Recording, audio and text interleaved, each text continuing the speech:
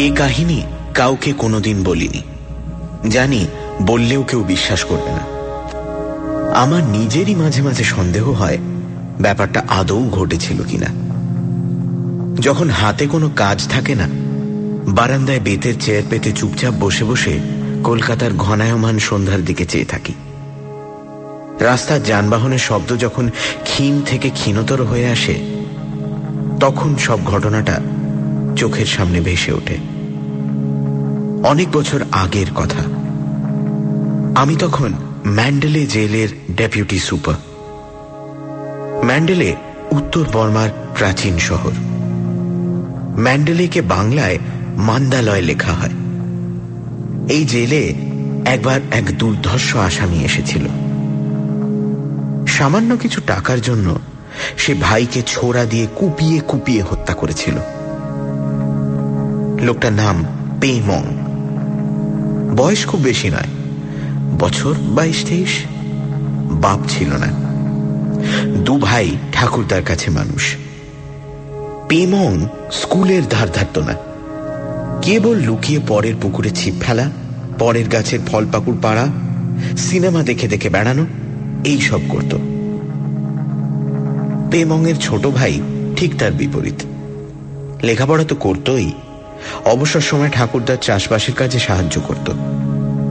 সপ্তাহে সপ্তাহে চাষের তরিতরকারি হাটে নিয়ে গিয়ে বিক্রি করত। এইভাবে সে কিছু পয়সা কড়ি জমিয়েও ছিল। একদিন পেমং ভাইকে বলল, 10টা টাকা ধার দিবি? শহরে যাব, রেল ভাড়া আর হোটেল খরচ লাগবে, তোকে টাকাটা আমি 1 মাসের মধ্যে শোধ করে দেব। ভাই দাদাকে খুব ভালোই চেনে। এর আগে কয়েকবার যে টাকা ধার দিয়েছিল সেটাই ফেরত পায়নি। আর দাদা ফেরতই বা দেবে কোথা থেকে? তার তো 1 পয়সা উপার্জন নেই। তাই বলল, আমার কাছে পয়সা নেই, থাকলেও দিতাম না। এই নিয়ে কথা কাটাকাটি, গালাগালি, তারপর মারামারিও শুরু হয়ে গেল। পাড়ার লোক এসে দুজনকে ছাড়িয়ে দিল। দুজনেই দুজনকে শাসালো, দেখে নেব।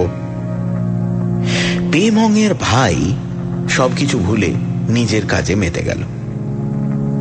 পেমং ভুলল না, তককে তককে রইল। একদিন ভোরে পেমংয়ের ভাই হাটে চলেছে, মাথার ঝুড়িতে শাকসবজি, ফল পাকুড়। পেমং পিছু নিল। নির্জন রাস্তা, অত ভোরে বিশেষ লোক চলাচল নেই। হাটের জিনিস নিয়ে গরুর গাড়ির সার আগের রাতে চলে গেছে। মাঝামাঝি রাস্তায় পেমং পেছন থেকে ভাইয়ের গলা চেপে ধরল। এইবার কে তোকে বাঁচাবে? দে সঙ্গে যে টাকা কড়ি আছে। আচমকা আক্রমণে ভাইয়ের মাথা থেকে ঝুড়িটা ছিটকে রাস্তার উপর পড়ে গিয়েছিল। সে ফিরে দাঁড়িয়ে লড়বার চেষ্টা করেছিল, কিন্তু পারেনি। পেমং কোমর থেকে ছোরা বের করে ভাইয়ের বুকে 3 বসিয়ে দিয়েছিল। রক্তে তার গেঞ্জি আর লুঙ্গি লাল হয়ে গিয়েছিল। ভাইয়ের পকেট থেকে টাকা সাথে বার করে নিয়ে পালাতে গিয়েই থামতে হয়েছিল। পুলিশের দারোগা একেবারে সামনে। একটা খুনের তদারক সেরে পাশের গাঁ থেকে দারোগা পুলিশ সঙ্গে নিয়ে সাইকেলে ফিরছিল। পেমংকে একেবারে হাতে নাতে ধরে ফেলল। এই হচ্ছে পুলিশের কাহিনী। তারপর হাজত, হাজত থেকে কোর্ট, কোর্ট থেকে জেল। পেমংকে বাঁচাবার জন্য তার ঠাকুরদা অনেক চেষ্টা করেছিল। একটা নাতি তো গেছেই, আর একজনকে যদি বাঁচাতে পারে। বাঘা বাঘা উকিল দিয়েছিল, কিন্তু কিছু হয়নি। জেলা কোর্ট ফাঁসির হুকুম দিল। হাইকোর্ট সে হুকুম বহাল রাখল।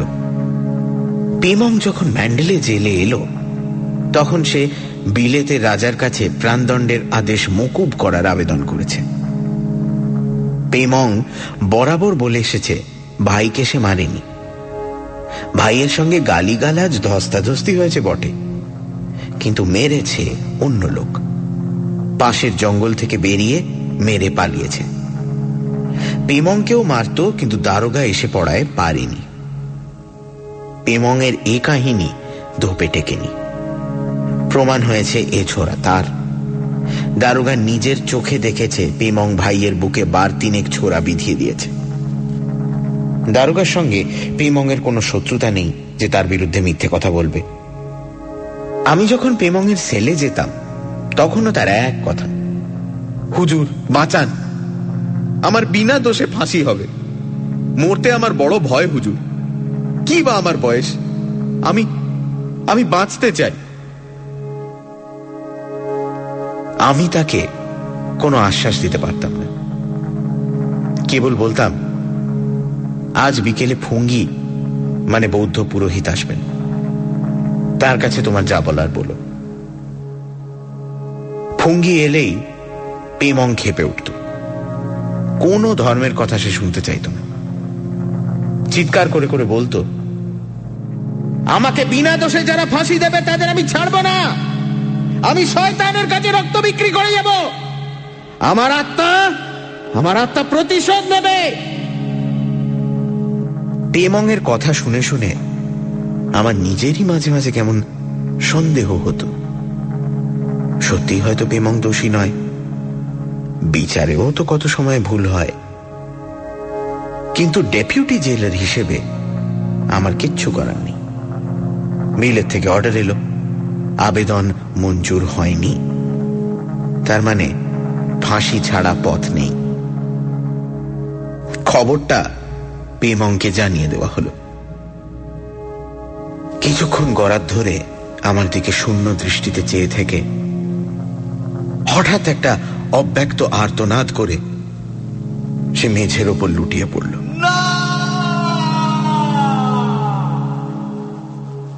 ভয় পেয়ে গেলাম। অনেক দুর্ধর্ষ আসামিও ফাঁসির হুকুম শুনে জ্ঞানহারা হয়ে যায় কিংবা রীতিমতো অসুস্থ। ফাঁসির আসামিদের খুব সাবধানে রাখা হয় যাতে তারা আইনকে ফাঁকি দিয়ে আত্মহত্যা না করতে পারে। তাদের সেলের চার দেয়াল খড় দিয়ে নরম করে দেওয়া হয় যাতে আসামি দেয়ালে মাথা ঠুকে না মরতে পারে। রোজ ডাক্তার এসে স্বাস্থ্য পরীক্ষা করে। খাওয়া দাওয়ার খুব তরিবত। খবর শোনার পর থেকে পেমং একেবারে বদলে গেল। চুপচাপ বসে থাকে, দিন রাত বিড়বিড় করে কি বলে। ভঙ্গি কাছে এলে তাকে গালিগালাজ করে তাড়িয়ে দেয়। ওয়ার্ডারকে বলে, আমি খুন করিনি, তবু এরা আমাকে ফাঁসি দিচ্ছে, আমি কাউকে ছাড়ব না, সবাইকে দেখে নেব। ঠিকমতো খাওয়া দাওয়া সত্ত্বেও তার চেহারা শীর্ণ হয়ে যেতে লাগল। বোঝা গেল এটা হচ্ছে মানসিক চিন্তায়। অবশেষে সেই দিন এলো। জেলার সাহেব ছুটিতে, কাজেই দায়িত্ব আমার উপর। একজন ম্যাজিস্ট্রেট থাকবে, একজন ডাক্তার আর আমি। ভোর 5:10 ফাঁসি। 4:30 থেকে আমরা তৈরি। আসামিকে স্নান করিয়ে আনা হলো। ফুঙ্গি ধর্মের বাণী উচ্চারণ করল। কোনো গোলমাল নয়, চুপচাপ শুনল। গোলমাল বাঁধল ফাঁসির মঞ্চে নিয়ে যাবার সময়। কিছুতেই যাবে না। পাগলের মতো চিৎকার, তোমরা একজন নিরীহ লোককে ফাঁসি দিচ্ছ, ভগবান তোমাদের ক্ষমা করবেন না, নির্বংশ হবে তোমরা, কুষ্ঠরোগে মারা যাবে। আমি যাব না, আমি কিছুতেই যাব না, আমি নির্দোষ। টেনে হিঁচড়ে তাকে নিয়ে যাওয়া হলো। ঠিক সময় কাজ শেষ।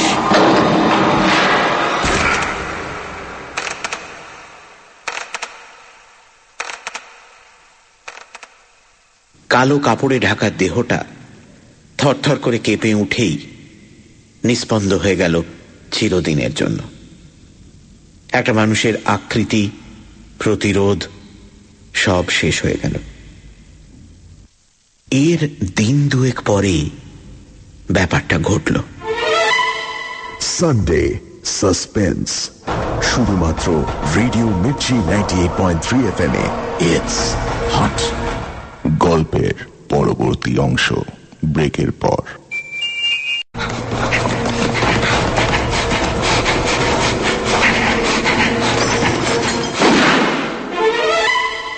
সানডে সাসপেন্স, শুধুমাত্র রেডিও মির্চি 98.3 FM এ।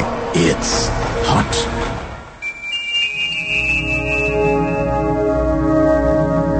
সানডে সাসপেন্সে এই সপ্তাহে ফাঁসির আসামি। লেখক ছিলেন বার্মার ম্যান্ডেলে জেলের ডেপুটি সুপার। সেই জেলে এক আসামি এসেছিল যে নাকি নিজের ভাইকে নৃশংসভাবে খুন করে। পেমং নামে অল্প বয়সী এই ছেলেটি প্রথম থেকেই বলে এসেছিল সে নির্দোষ। লেখকের কাছেও পেমং বহুবার আবেদন করেছে, চিৎকার করে বলে বিনা দোষে তার ফাঁসি হতে চলেছে, তার আত্মার প্রতিশোধ নেবে। ফাঁসি হবার ঠিক আগের মুহূর্তে সে পাগলের মতো চিৎকার করে বলে, একজন নির্দোষ লোককে ফাঁসি দিচ্ছ, ভগবান তোমাদের ক্ষমা করবে না। তারপর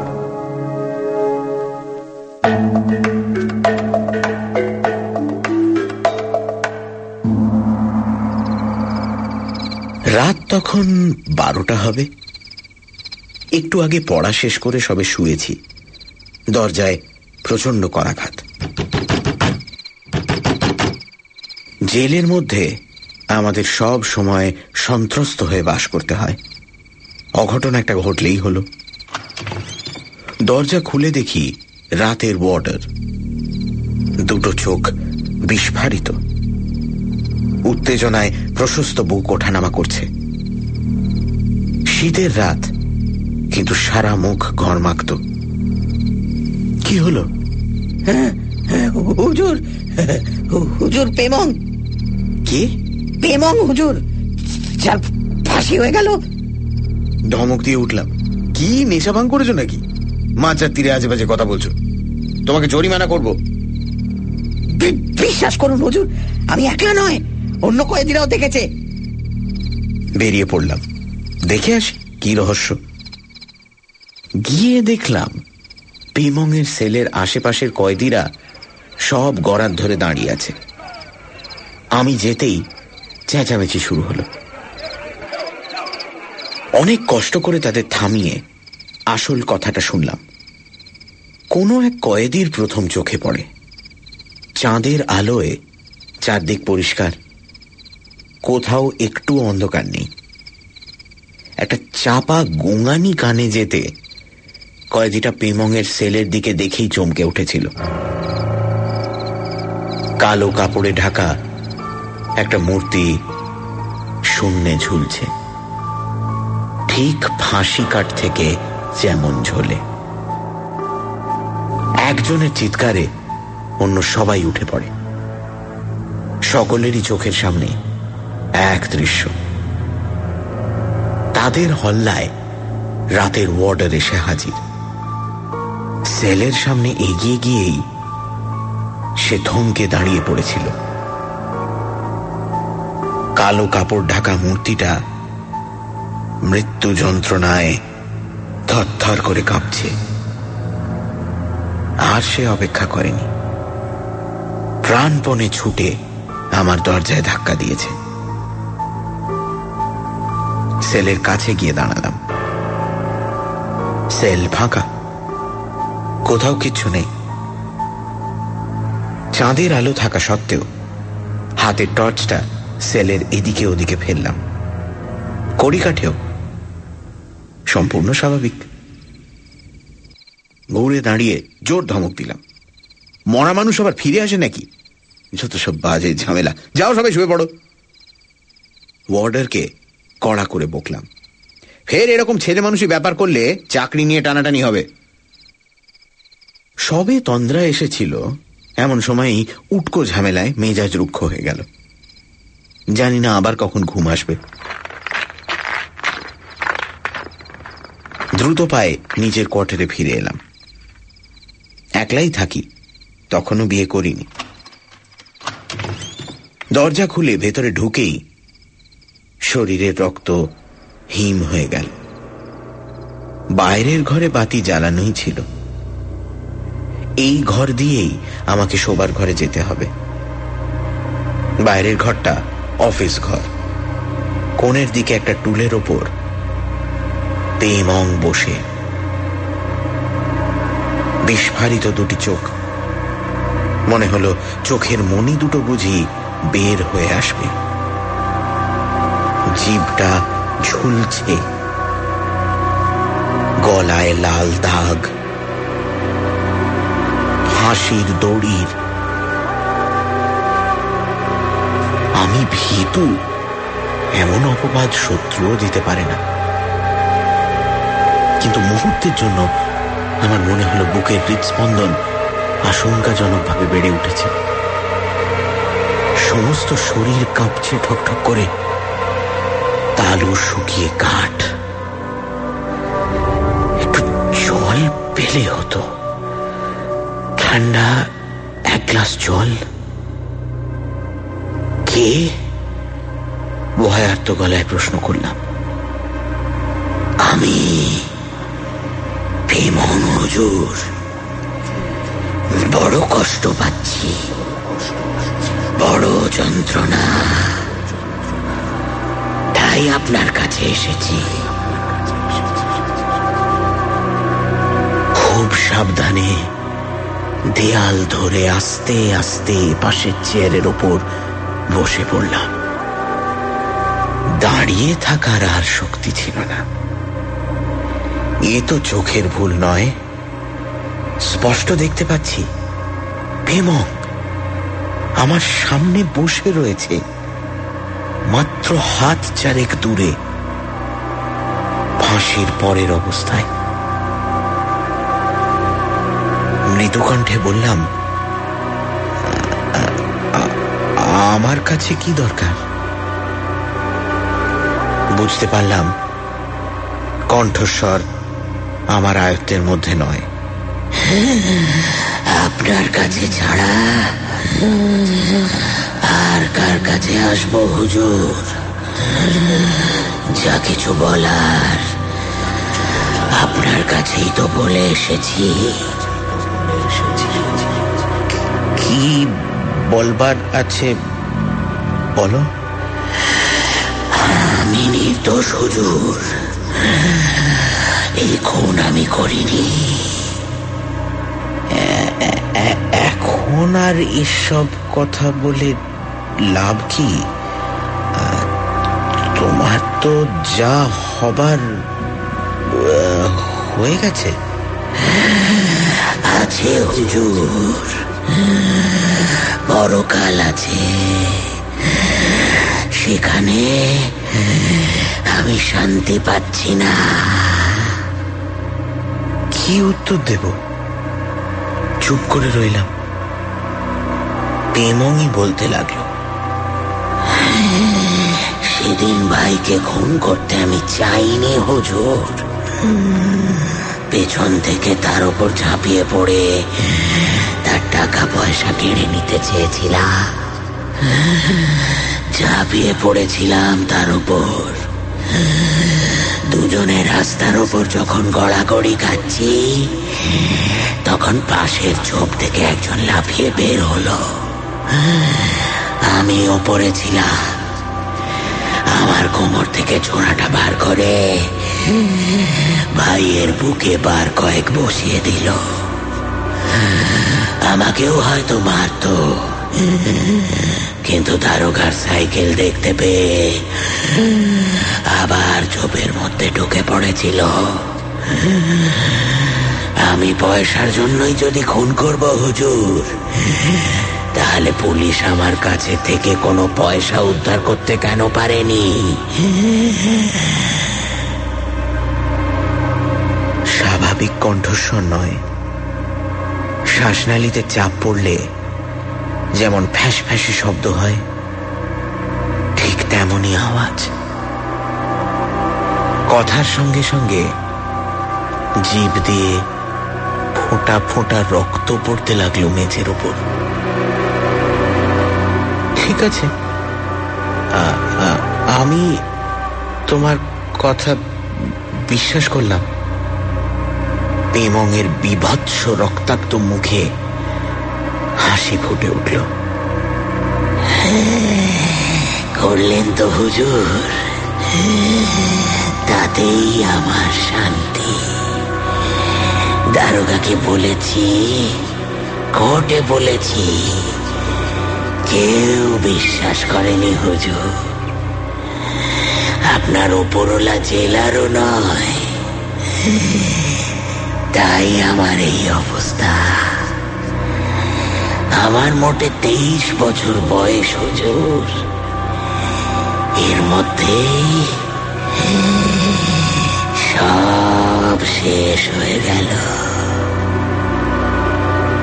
কতক্ষণে কাহিনী চলবে জানি না। দূরে জেলের ঘড়িতে ঢং করে 1টা বাজল।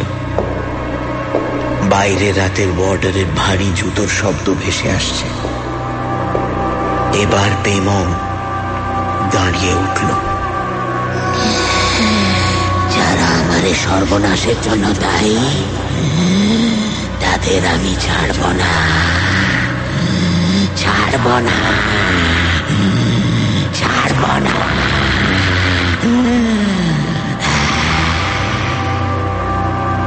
বুকটা দুপ দুপ করে উঠল। তার চরম অবস্থার জন্য পেমং কি আমাকেও দায়ী করছে? আমার ওপরও প্রতিশোধ নেবে? বেশ বুঝতে পারলাম, ঘাড় পিঠ ঘামে একেবারে ভিজে গেছে। রুমাল বার করে ঘাম মুছবো, সে শক্তিও যেন হারিয়ে ফেলেছি। হঠাৎ ঘরের মধ্যে কনকনে ঠান্ডা হাওয়া। বাইরে বরফ পড়লে যেমন হয়, সমস্ত শরীর কেঁপে উঠল।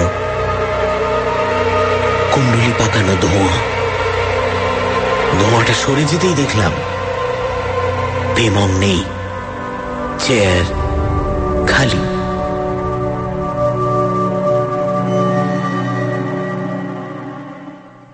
স্বস্তির নিঃশ্বাস ফেলে উঠে দাঁড়ালাম। বাকি রাতটুকু আর ঘুম হল না। এপাশ ওপাশ করলাম। চোখ বন্ধ করলেই পেমংয়ের বীভৎস রক্তাক্ত মূর্তি ভেসে ওঠে।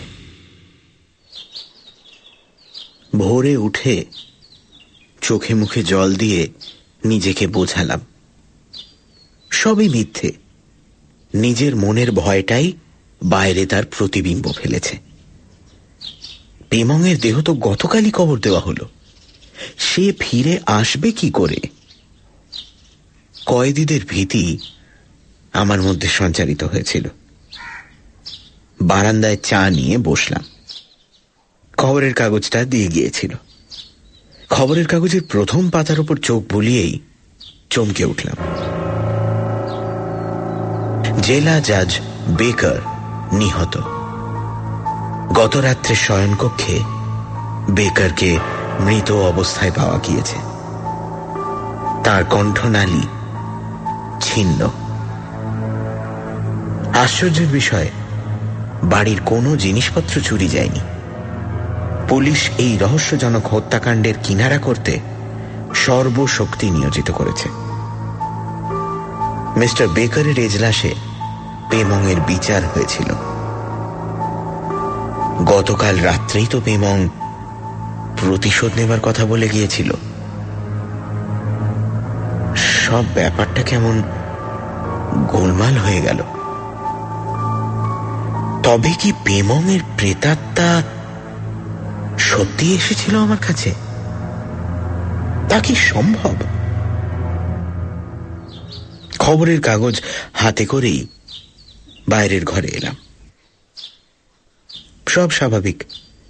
পেমং এসেছিল, তার চিহ্নও কোথাও নেই। কোণের এই টুলটাতেই তো বসেছিল। মেঝের দিকে চোখ পড়তেই আঁতকে উঠলাম।